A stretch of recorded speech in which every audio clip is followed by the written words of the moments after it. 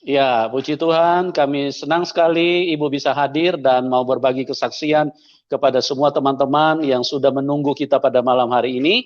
Dan kami berdoa Ibu terus diberi kekuatan dan diberi hikmat oleh Tuhan supaya di dalam perjalanan mengarungi kehidupan ini, Ibu tetap ada di jalur yang Tuhan kehendaki. Oke Ibu, bisa diceritakan kepada teman-teman ya secara lengkap apa yang terjadi dengan Ibu, bagaimana latar belakang Ibu dari seorang Muslim, dan bagaimana Ibu bisa beralih dan menjadi percaya kepada Tuhan Yesus. Silakan Bu, dibagikan kepada kita semua pada malam hari ini. Waktu dan tempat kami persilakan kepada Ibu Iin. Baik Pak Pendeta, malam ini saya akan bercerita mengenai diri saya sendiri, pengalaman saya sendiri yang luar biasa saya rasakan sehingga saya bisa hijrah ke menjadi pengikut Kristus. Jadi saya berasal dari keluarga Muslim, bapak ibu saya seorang Muslim, dan bapak saya juga, ibu saya sudah seorang haji juga. Dan saya tahun 2008 juga sudah berhaji. Saya adalah seorang Muslim dulu, adalah seorang Muslim yang taat. Jadi saya tidak pernah meninggalkan sholat 5 waktu kecuali dalam berhalangan seorang wanita. Dan saya pun juga menjalani semua yang diperintahkan dalam agama Islam, seperti puasa, sholat wajib, sholat sunat, bahkan tahajud setiap malam. Semua waktu kalau bisa saya kerjakan, nggak bisa pun saya ada istilahnya berjamaah, artinya dibayar, semua saya kerjakan. Jadi sebisa mungkin saya berjalan di dalam Tuhan pada saat itu. Nah, tahun 2000, akhir 2014, Desember 2014, saya menikah dengan pria yang sekarang jadi suami saya. Beliau beragama Kristen. Kami menikah beda agama di Singapura karena negara Singapura menerima pernikahan beda agama. Nah, kecuali itu juga ada juga di Australia, tetapi kami pilih di Singapura karena lebih dekat. Tentunya juga biayanya juga lebih murah daripada harus ke Australia. Akhir kata kami menikahlah di Singapura dengan pendeta pada saat itu dipilih oleh ROM itu adalah ROM itu Registered of Marriage. Nah, di Singapura. Jadi dia yang menentukan pendetanya pada saat itu yang memberkati pernikahan kami. Nah, setelah menikah semuanya berjalan dengan baik. Kami melakukan registrasi juga di Indonesia sehingga sertifikat pernikahan kami diterima di sana. Semuanya berjalan dengan baik. Walaupun pada saat itu keluarga dari pihak suami menyarankan alangkah baiknya kalau kamu bisa ikut suamimu, alangkah indahnya katanya kalau kalian tuh bisa pergi ke gereja bareng, katanya gitu. Tapi pada saat itu saya ikut ke gereja, saya pergi ke gereja. Saya bilang sama kedua orang tua saya ikut menemani suami ke gereja. Tapi hati saya masih mentah. Saya belum bisa merasakan hikmatnya bergereja pada saat itu. Nyanyi-nyanyian yang tidak pernah saya dengar sebelumnya. Setahu saya kan hanya lagu-lagu qasidah, alunan-alunan mengaji, itulah yang saya dengar, yang saya tahu selama ini. Tapi saya ikut saja dengan dia, sekedar just to know aja, hanya sekedar tahu aja gitu. Sampai pada saat itu ibu dan bapak saya juga tidak setuju. Bapak saya sih nggak masalah. Saya tanyain bagaimana kalau saya ikut suami, karena desakan dari keluarga suami juga gitu. Para sesepuh-sesepuh menghimbau supaya saya bisa dalam satu rumah tangga ada satu nakoda begitu. Saya bilang, saya minta izin ke bapak saya. Si Kai bilang, kalau Kai sih mah nggak ada masalah, silahkan aja katanya. Tetapi kepada ibu saya, karena ibu saya orang Sunda, jadi agak Sunda kan keras ya, di Muslimnya agak kuat gitu. Ibu saya bilang, kamu boleh ke gereja, tapi ingat satu, jangan ikut ya, kata ibu saya gitu. Terus saya bilang, iya Bu, untuk menyenangkan hati ibu, saya bilang iya Bu gitu. Tetapi saya punya kebiasaan, pada saat itu saya punya kebiasaan, setiap pulang dari gereja, saya duduk di tempat tidur ibu saya, karena ibu saya sudah pakai kursi roda toh. Saya duduk di tempat tidurnya, saya cerita masalah apapun yang Pak Pendeta sampaikan dalam khotbahnya, saya ceritakan dari A to Z, pokoknya dengan piawai saya sampaikan kembali kepada ibu saya. Ibu saya senang dengerin, saya awalnya mungkin ibu saya kurang interest ya dengan cerita saya, tapi lama-kelamaan ibu saya mau mendengarkan. Walaupun setelah itu dia baru saja nyetel di TV Mamah Dede berkhotbah. Itu sudah selesai, saya pulang dari gereja karena gereja kami pagi yang bahasa Indonesia, kami bergereja di HKBP. Tapi kami ambil yang bahasa Indonesianya pagi. Jam 8:30 itu udah sampai rumah gitu. Nah, suatu hari memang saya sering seperti itu setiap minggu. Nah, suatu hari memang ibu saya suatu hari pulang dari gereja, kenapa saya kebelet pada saat itu. Jadi saya langsung naik ke atas ke kamar, terus setelah maaf buang hajat, saya nggak ke bawah, jadi nggak ke kamar ibu saya duduk aja di atas di kamar saya.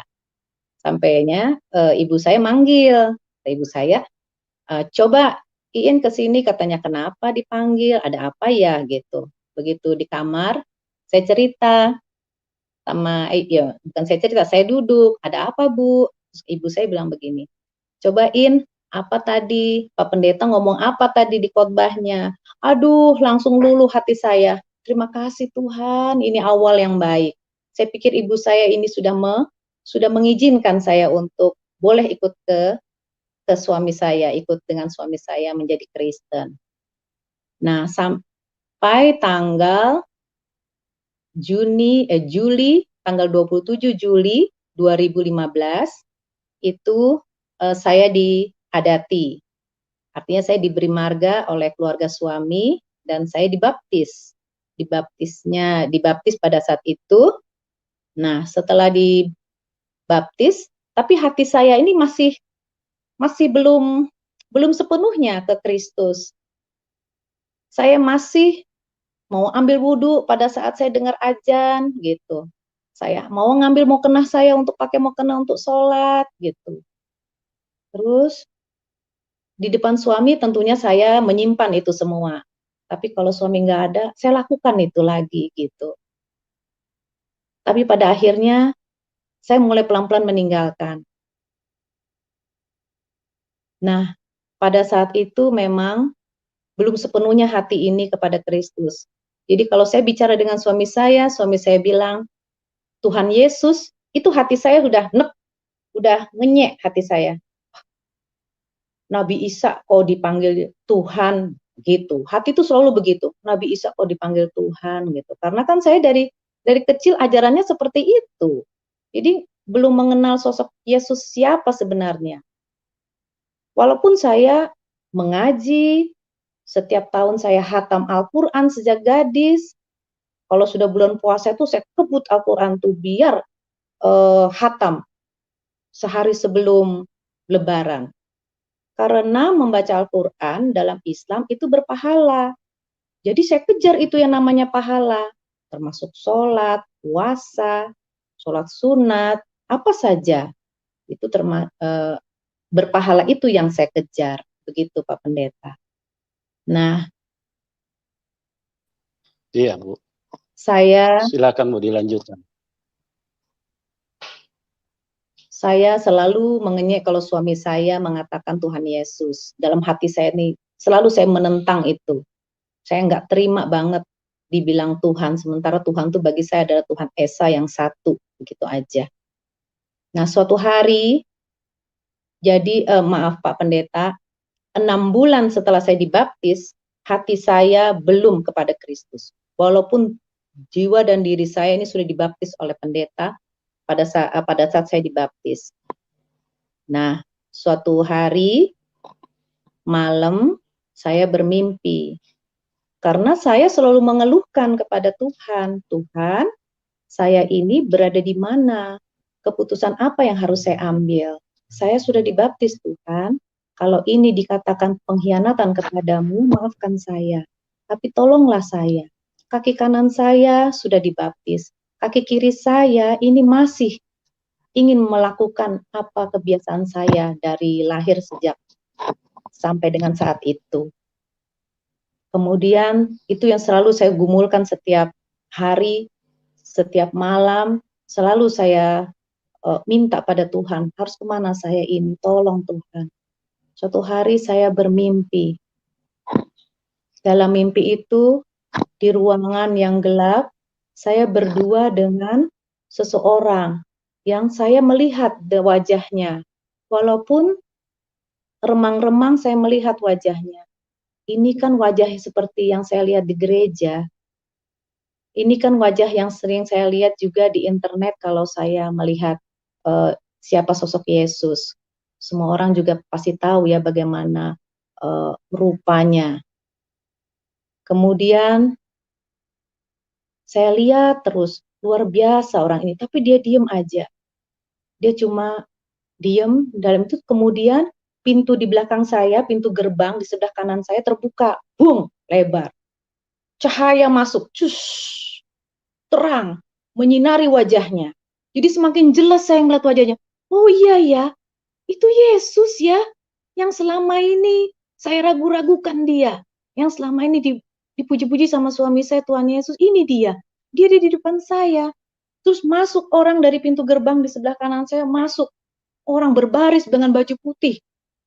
Saya lihat semua duduk di depan dia, sujud, menyembah, berdoa, ada yang pegang jubahnya, berdiri lagi, pergi ke sana, ke arah kanan, muter, keluar pintu sebelah sana.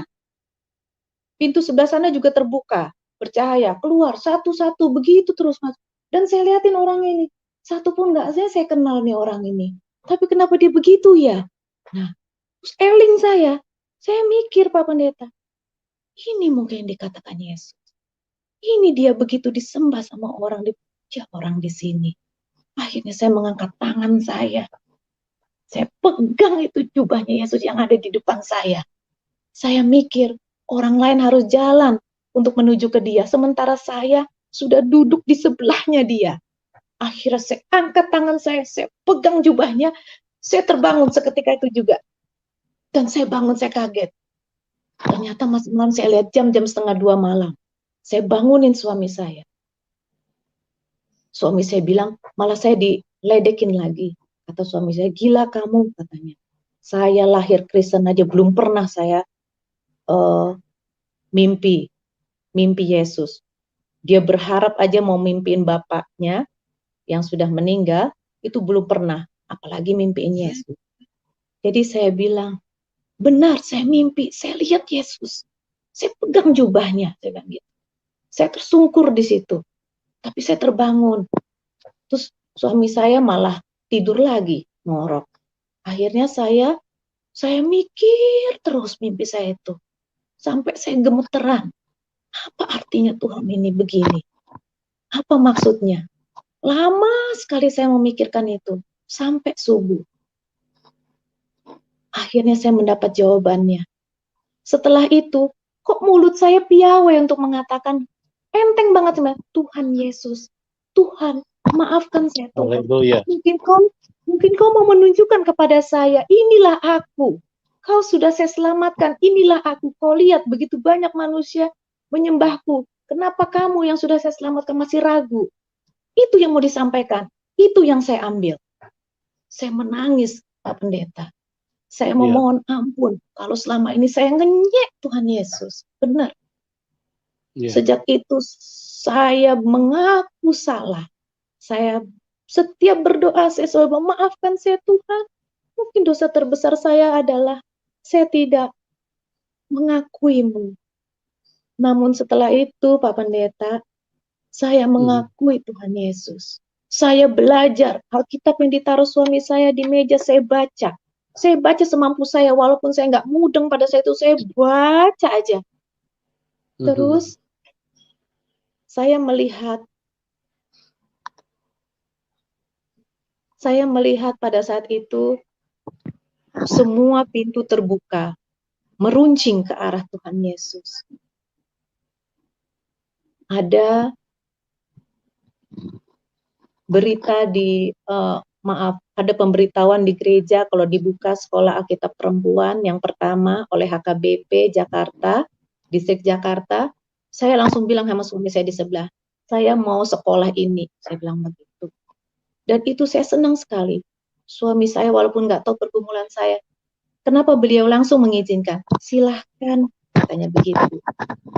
Padahal sebelum-sebelumnya, kalau saya mau bergerak aja ke arah sana, suami saya selalu bilang, kamu harus ikhlas dulu ya, katanya gitu. Hatimu harus ikhlas dulu kepada Kristus sama Tuhan Yesus, katanya gitu. Jangan kau main-main. Sekali kau ikut saya ke gereja, kau nggak boleh main-main, terus kau belang kambingan, nggak mau ke gereja lagi. Tapi saya tunjukkan kepada dia, Pak Pendeta, saya terus yang disiplin sampai dengan sekarang. Ayo ke gereja, ayo ke gereja. Kalaupun dia tidur di gereja, saya senggol, jangan tidur, dengerin, gitu. Biasa kan kalau kepagian itu ngantuk di gereja. Tapi kalau saya enggak, dengerin. Malah saya yang bawa. Nah, saya sampai di mana tadi ya? Saya sudah semuanya sudah saya lakukan. Oh, akhirnya saya ikut sekolah Alkitab perempuan yang pertama kali. Terus saya malah minta izin kan, harus dapat tanda tangan oleh pendeta resort, harus dibawa ke sekolahan.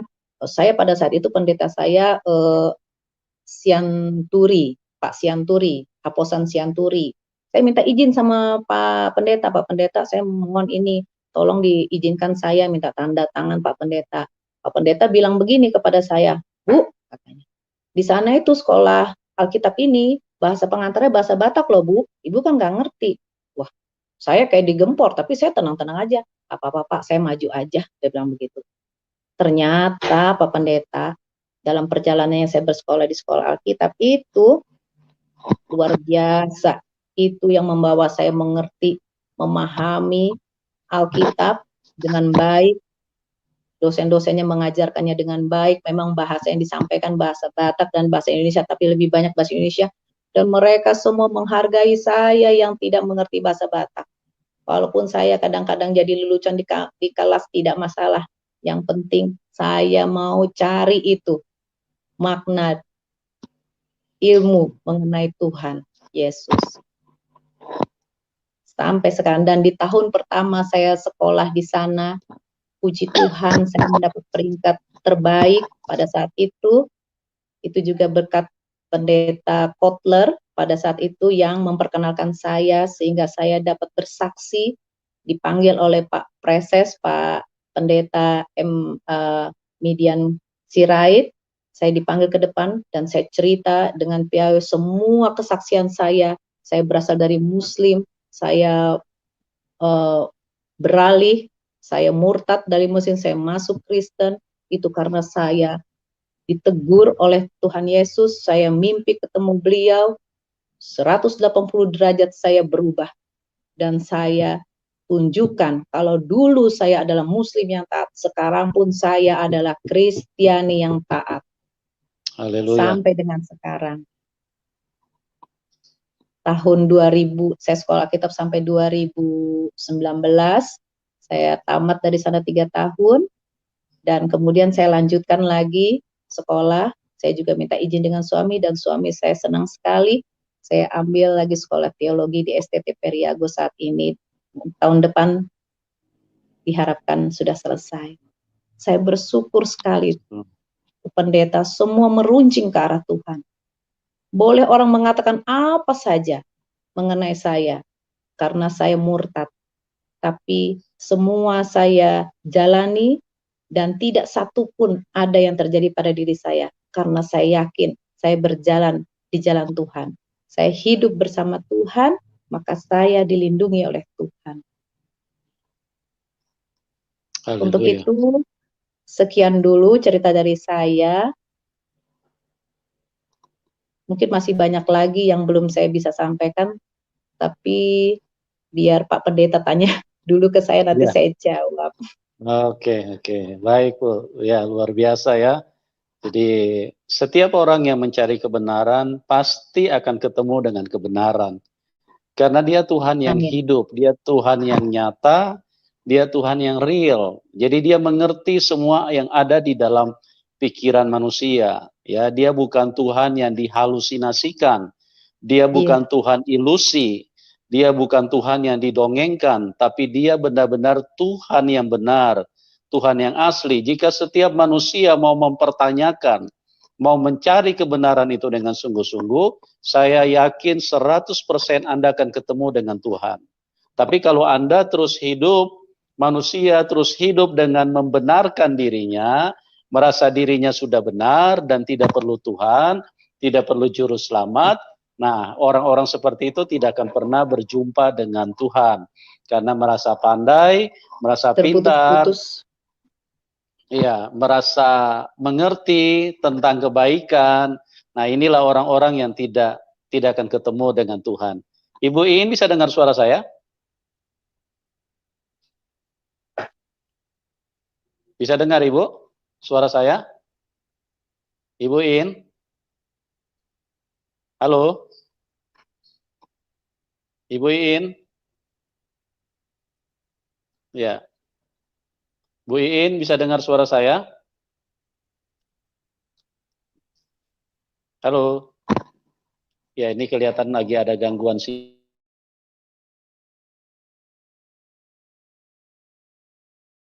Sabar ya, karena apa? Kelihatan sinyal di tempatnya Ibu Iin agak kurang mendukung. Ya, kita lagi upayakan supaya beliau bisa masuk kembali ya. Jadi kita melihat di sini bagaimana fanatiknya seorang Ibu Iin yang walaupun dia sudah dibaptis, tetap dia tidak percaya kepada Tuhan Yesus. Dia masih terus mencari, dia masih terus mempertanyakan, benarkah Yesus itu Tuhan? Ya, bahkan tadi beliau sudah menyaksikan bahwa ada seringkali dia suka mengenyek suaminya, artinya suka merendahkan apa yang disampaikan oleh suami dari Ibu Iin, bahwa Yesus adalah Tuhan. Dia seringkali di dalam hati, dia mengatakan, masa cuma nabi disebut Tuhan? Ya, masa manusia kok bisa disebut Tuhan? Dan di dalam pencariannya, satu ketika Tuhan tahu ya isi hati. Kalau dia Tuhan, dia pasti tahu isi hatimu. Dia bukan Tuhan yang dituhankan oleh manusia, tapi memang dia Tuhan dari sononya, dari sananya, dari sejak awal memang dia adalah Tuhan. Dia yang menciptakan semua manusia. Jadi setiap sel-sel di dalam tubuh manusia, Tuhan tahu betul. Setiap pergerakan di dalam jiwa manusia itu Tuhan tahu betul. Apa yang digumuli, apa yang diinginkan, apa yang dirindukan oleh manusia, Tuhan tahu betul. Itu sebabnya pada saat beliau bertanya, Ibu In bertanya, benarkah engkau adalah Tuhan? Supaya saya juga bisa mempercayai dan menerima engkau dan bisa menyembahmu. Dan Tuhan buktikan lewat satu penglihatan di dalam mimpi. Dan mimpi itu adalah sesuatu yang sangat real. Kenapa saya katakan sangat real? Kenapa? Karena setelah mimpi itu keyakinannya berubah. Nah, itu terjadi transformasi roh, transformasi jiwa, transformasi kehidupan. Yang bisa mengubahkan jiwa manusia itu siapa? Yang bisa mengubahkan roh manusia itu siapa? Dari tidak percaya bisa menjadi percaya itu siapa? Ini bukan pekerjaan sulap. Ini bukan pekerjaan bujukan oleh manusia. Ini bukan sesuatu hal yang istilahnya karena ada yang berkhotbah kepada Ibu Iin, tidak. Ini transformasi, dan makanya saya katakan mimpi itu sangat real. Itu seperti kayak terjadi di dalam kehidupan yang real, interaksi langsung, karena terjadi satu transformasi jiwa, transformasi roh dari tidak percaya menjadi percaya. Sedangkan saya mau ingin katakan kepada kita bahwa orang ya yang berinteraksi secara langsung kadang-kadang masih tidak percaya ya. Contohnya Ibu Iin sudah sering kali mendengarkan pendeta, tetap dia tidak percaya. Suaminya juga sudah berbicara bahwa Yesus itu adalah Tuhan, tetap juga dia tidak percaya. Jadi ini secara real berinteraksi antara face to face, mata dengan mata, mulut dengan mulut, secara real dalam kehidupan jasmani, tetap saja dia tidak percaya. Nah, kenapa saya katakan mimpi itu sangat real? Karena setelah dia mimpi itu terjadi perubahan 180 derajat. Artinya dari ketidakpercayaan itu dia benar-benar berubah menjadi percaya. Siapa yang kerjakan itu kalau bukan Tuhan? Ini sesuatu yang sangat real. Oke, ini tidak bisa dibantah, ini kuasa Tuhan. Ya. Nah, sebelum saya lanjut akan berdiskusi terlebih dahulu dengan Ibu Iin, saya perlu sampaikan karena saya lihat ada chat yang sedikit agak nyeleneh, ya, agak ngawur. Mereka berkata seolah-olah Ibu Iin ini dibayar untuk hadir di sini untuk sebuah cerita settingan atau sebuah istilahnya sebuah alur yang direkayasa, ya. Bu Iin bisa kasih tanggapan, Bu, apakah Ibu saya bayar untuk hadir di sini apa bagaimana ya, Bu? Kalau yang nanya silakan, Muslim, Ibu. saya bilang, demi Allah, saya tidak dibayar apapun sama Pak Pendeta. Ya, kalau Kristen dalam nama Tuhan Yesus, saya tidak dibayar sesen pun oleh Pak Pendeta. Justru saya yang mengajukan diri saya sendiri. Tolong Pak Pendeta, saya pun punya kesaksian Pak Pendeta. Saya ingin juga banyak orang-orang diselamatkan Tuhan seperti saya. Iya. Demikian, Pak. Amin. Makanya saya bilang tadi, kesaksian Ibu Iin mimpi, tapi itu real. Itu lebih nyata daripada interaksi antara manusia dengan manusia. Karena interaksi antara manusia dengan manusia, Ibu Iin tidak bisa berubah. Keyakinannya tetap saja masih mempercayai agamanya yang dulu. Dia masih melakukan kegiatan-kegiatan agamawi yang dulu. Tapi begitu terjadi mimpi, ini jauh lebih real karena pengaruhnya begitu kuat. Sehingga dari tidak percaya dia menjadi begitu yakin bahwa Yesus itu satu-satunya Tuhan. Dan ini sangat luar biasa, ya. Kami semua sangat diberkati dan penonton semua banyak sekali yang diberkati, kecuali yang terus membenarkan dirinya, mencari pembenaran. Ya, oke, saya sedikit mau dialog dulu sama Ibu, mau bertanya dulu. Ya, sebelum kita masuk interaksi dengan teman-teman yang sudah ada bersama dengan kita, yang sudah ribuan bersama dengan kita pada malam hari ini, Ibu. Ya, puji Tuhan ya, kesaksian Ibu bisa menjadi berkat. Apa yang Roh Kudus lakukan di dalam Ibu tidak sia-sia dan pada malam hari ini bisa didengarkan ribuan orang, ya. Bu Iin, saya mau tanya dulu, setelah Ibu mulai percaya Tuhan Yesus, menerima Tuhan Yesus sebagai juru selamat, sebagai Tuhan satu-satunya, Tuhan yang benar, yang menciptakan Ibu, reaksi keluarga bagaimana, Bu? Ibu bisa ceritakan kepada kami, Bu. Ya, silakan. Ceritanya panjang, Pak Pendeta. Memang tidak segampang kita untuk beralih, apalagi ini masalah keyakinan.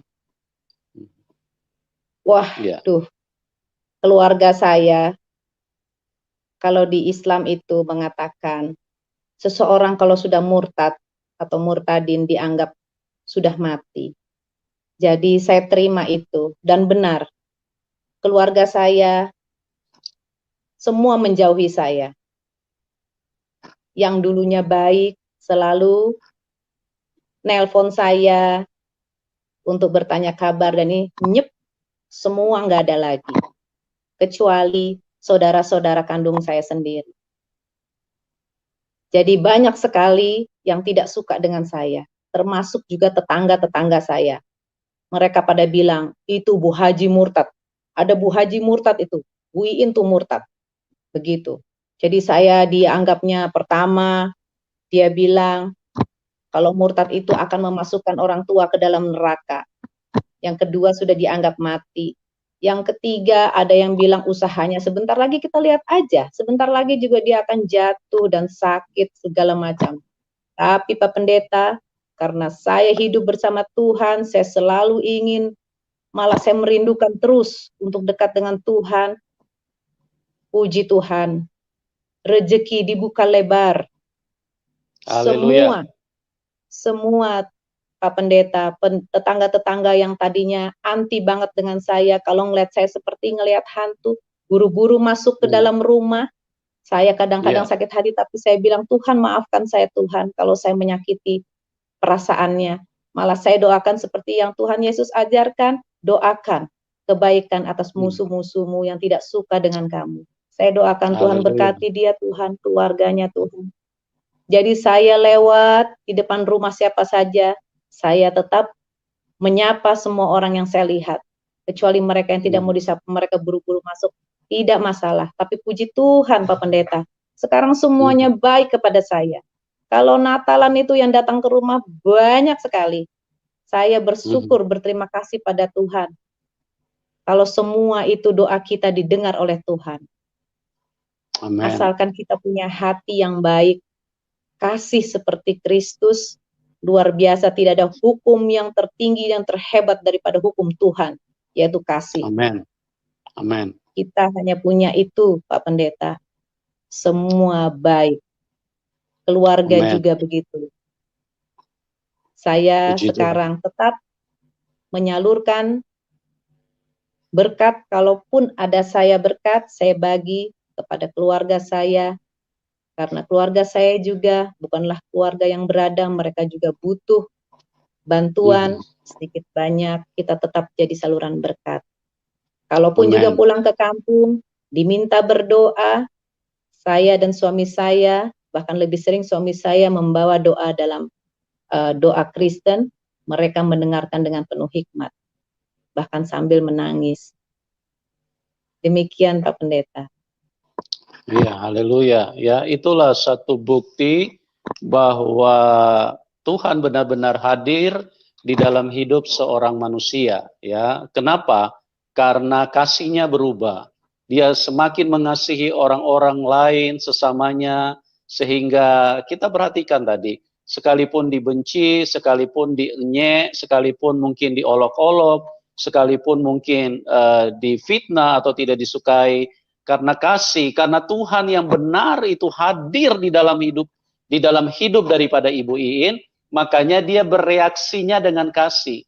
Dia malah berdoa kepada orang-orang tersebut supaya Tuhan mengampuni dan bisa memberikan kebaikan kepada mereka. Itu satu bukti bahwa sifat-sifat Tuhan, karakteristik Tuhan, hakikat dari Tuhan itu benar-benar masuk di dalam hidup manusia. Ya, ini bukan Tuhan yang dihalusinasikan, diilusikan, atau Tuhan yang sekedar didongengkan. Ini Tuhan yang hidup.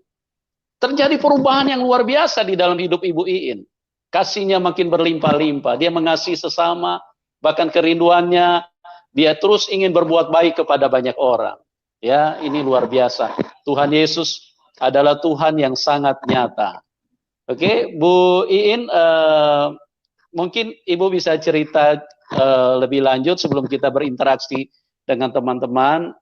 Kira-kira selama ini mujizat apa yang terjadi di dalam hidup Ibu yang semakin menguatkan Ibu bahwa tidak ada Tuhan selain Yesus Kristus. Silakan Ibu.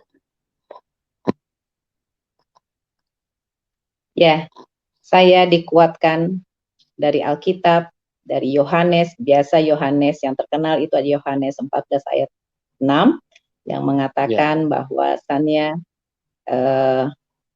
kalau tidak melalui Tuhan Yesus, kita tidak bisa sampai ke Allah Bapa. Artinya kita tidak akan bisa sampai ke surga kalau tidak melewati Tuhan Yesus.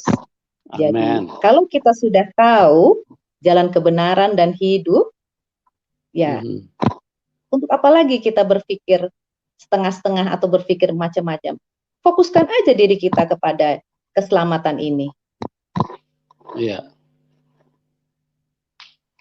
Ya, puji Tuhan. Ibu Iin bisa dengar saya? Bisa, Pak Pendeta. Ya, baik Bu. Ya, luar biasa ya. Jadi bagaimana kuasa Tuhan yang begitu luar biasa dari seorang latar belakang yang begitu kental dengan nuansa keagamaan, dengan latar belakang yang sangat agamais ya. Itu bisa berubah dan bisa berjumpa dengan Tuhan karena mau mencari kebenaran, mau buka hati. Jadi sekali lagi teman-teman, ya, saya mengasihi siapapun Anda yang menonton acara ini. Ya, saya mengasihi. Mungkin Anda ada yang berkata, tapi kami sangat membenci Anda, kami tidak suka. Tidak masalah kok, ya. Karena dalam acara ini bukan tentang pribadi saya, tapi pribadi Tuhan yang luar biasa, yang hebat itu, yang mengasihi setiap manusia. Itulah yang kami ingin hadirkan di sini. Itulah yang tujuan kami supaya Tuhan yang maha baik itu, yang tidak dikenal oleh sebagian manusia, itulah yang kami ini impartasikan bagi Anda semua. Kami mengasihi Anda semua, supaya kita semua sebagai manusia, sebagai ciptaan Tuhan, sama-sama bisa mengalami Tuhan, bisa mengalami karya Tuhan, bisa mengalami sentuhan Tuhan. Ya, buka hatimu teman-teman, jangan mengeraskan hati, jangan terus hidup membentengi diri dengan merasa sudah benar, tidak perlu juru selamat. Karena saya ingin katakan kepada kita, tanpa juru selamat kita pasti binasa. Karena dari kecil kita manusia sudah hidup di dalam dosa. Dari masih kecil kita sudah jago berbohong, kita sudah pandai berbohong. Nah, bagaimana dengan kehidupan yang seperti itu bisa layak di mata Tuhan? Bagaimana kita manusia yang begitu banyak dosa, dari kecil kita sudah terlatih bahkan menjadi ahli, menjadi guru dengan sendirinya. Karena berbohong itu tidak pernah ada gurunya. Tapi diri manusia sendiri sudah menjadi guru dan memutarbalikkan segala sesuatu itu sudah begitu pintar. Itu menunjukkan bahwa tabiat manusia tabiat yang sangat jahat. Mana mungkin bisa selamat, saudaraku? Tidak akan mungkin. Itu impossible, mustahil kalau kita bisa selamat. Kecuali kita datang kepada juru selamat, karena hanya Dia yang suci, Dia yang kudus. Dialah yang bisa menyelamatkan setiap manusia. Nah, biarkan Tuhan Yesus bukalah hatimu. Kalau Anda mungkin masih ragu-ragu,